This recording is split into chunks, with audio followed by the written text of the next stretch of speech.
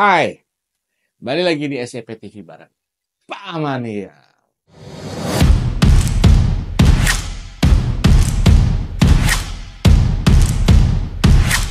Masih banget ini mau bahas berkaitan dengan gas melon, ya, yang kemarin sempat menjadi sebuah pemberitaan yang viral karena sebenarnya bukan masalah kelangkaan, tapi justru karena sebuah keputusan yang bodoh, ya, akhirnya bisa menimbulkan polemik di tengah masyarakat hingga adanya korban jiwa, korban orang yang meninggal karena mengantri untuk mendapatkan gas melon itu.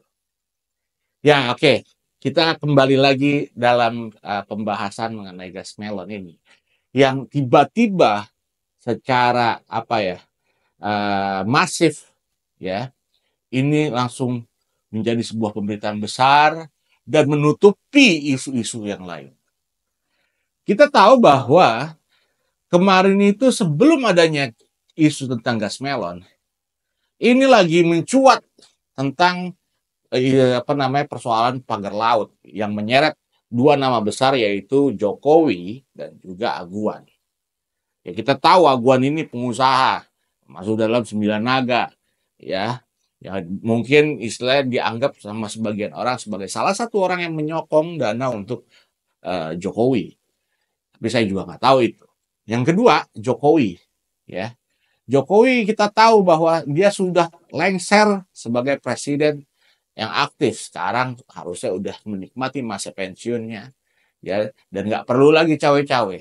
Tapi jadi pertanyaan, kenapa dia sekarang kesannya membutuhkan sekali exposure dari pemberitaan, ya kan? Apalagi setelah banyak hal yang mencuat dari kasus-kasus di masa era pemerintahan Jokowi. Kasus pagar laut ini sebuah titik balik, ya, kalau menurut saya, yang menohok seorang Jokowi. Sampai akhirnya Jokowi ini terkesan bagaimana caranya ini menandakan bahwa dia masih dicintai oleh eh, rakyat Indonesia. Dia selesai dari persoalan dia menjabat, kemudian didatangilah oleh para konglomerat ke rumah dia di Solo. Ya, itu kesannya kayak dia mau menunjukkan bahwa, hey, gue masih diminatin kok, gitu. Tapi yang jadi persoalan juga adalah ketika masyarakat akhirnya berdatangan untuk seperti berwisata ke tempatnya Jokowi di Solo. Ya, ada kedapatan sebuah berita di mana eh, apa ya, rombongan tersebut itu seperti diorganisir, ya kan? Karena mereka sedang mengadakan kunjungan wisata ke Masjid Zaid di Solo. Kemudian ditawarkan untuk berkunjung ke sana. Nah, inilah yang saya kira bahwa seorang Jokowi kenapa harus seperti itu, ya. Dan isu dari gas melon ini menjadi sebuah pertanyaan besar. Kenapa seorang Bahlil, ya, berani melakukan hal tersebut? Padahal saya tahu dia bukanlah orang yang setolol itu untuk bisa melakukan itu. Dia pasti sebagai orang yang sudah lama di kancah perpolitikan, pasti sudah bisa berpikir bahwa dampaknya keputusan dia akan melahirkan sebuah ketidaksukaan, ya, keputusan yang kurang populer, kemudian menjadi isu nasional buat dia sendiri. Saya jadi mengesankan seorang Bahlil ini lagi pasang badan buat seorang Jokowi mungkin, atau sedang mencoba untuk menutupi isu-isu yang ada. Karena sudah terlalu banyak hal-hal yang berkaitan dengan persoalan isu Jokowi, ya, sehingga ini dibuat sebuah pergerakan dengan mengeluarkan isu tertentu yang bisa menutupi. Belum lagi Jokowi terkait dengan OCCRP, masuk nominasi dalam koruptor di OCCRP, tokoh terkorupsi. Wah, bagaimana tuh untuk menutupi itu? Ya, dia udah coba untuk ibaratnya mengundang warga apa ke rumahnya, tapi tidak bisa menutupi pemberitaan tentang OCCRP juga. Ya kan, selain dengan pagar laut, masih banyak lagi hal-hal lain. Belum lagi seorang pimpinan daerah atau bupati, ya setingkat di bupati di kohot gitu loh, yang dapat bisa punya Rubicon. Ya mungkin warisan kali gitu kan, tapi kita nggak tahu. Jadi ini semakin banyak sekali orang yang mulai speak up mengenai seorang Jokowi. Oleh karena itu, mulailah seorang Bahlil ini pahlawan keluar, ya kan, memberikan isu terbaru dan membuat orang-orang menargetkan dirinya untuk dicaci maki sehingga bisa menutupi isu-isu yang ada. Tapi dalam hal ini pun, ya, ya mungkin ini dimanfaatkan juga oleh Prabowo dan kubunya. Kenapa? Dia menjadi sosok pahlawan, ya. Setelah Bahlil ini mengeluarkan keputusan seperti itu, kemudian dalam beberapa waktu Prabowo menginstruksikan untuk memberikan membatalkan hal tersebut, ya kan? Ini memang terjadi sebuah peperangan antara Kertanegara dan juga Oslo gitu loh. Ya. Ini sebuah tekanan politik satu sama lain. Ini udah permainan elit ini. Ya. Tapi kita bisa menilai bahwa nih pasti bakal ada lagi ya isu besar lainnya yang saling menekan satu sama lain.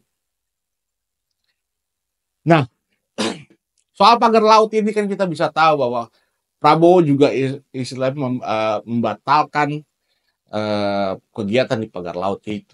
Ini juga mencambuk pihak yang diduga terlibat yaitu Jokowi. Ya kan? Dengan itu mungkin ya ini melakukan sebuah manuver lain.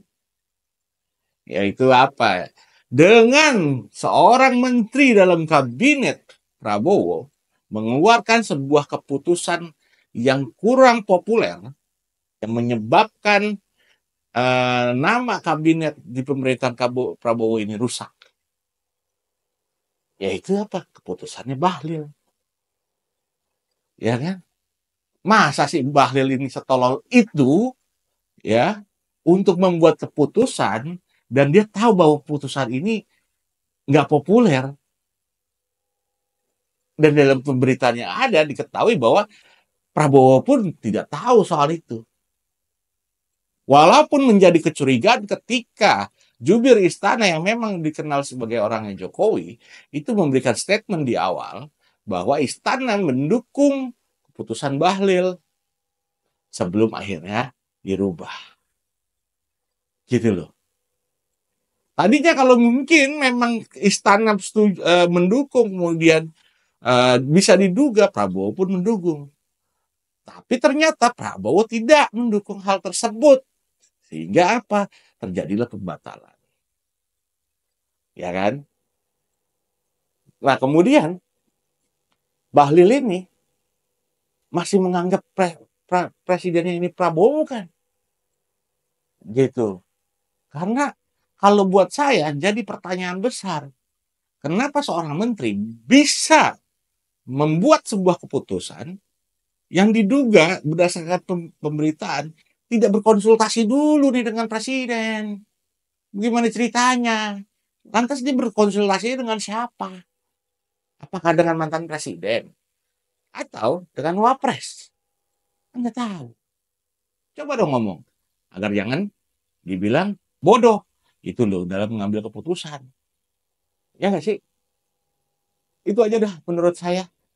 Ya. Tapi adanya isu ini jangan sampai kita lengah. Jangan sampai kita lengah terhadap isu-isu mengenai pagar laut dan lainnya. Karena banyak sekali masih isu-isu yang mungkin terdampak dan tenggelam gara-gara isu keputusan Bahlil ini. Ya, jadi stay alert, oke? Jadi kita sama-sama perhatikan supaya kita bisa mengawal pemerintahan Prabowo, ya, dan juga kita bisa tahu siapa yang korupsi, siapa yang enggak. Oke, sekian itu aja dulu. Terima kasih.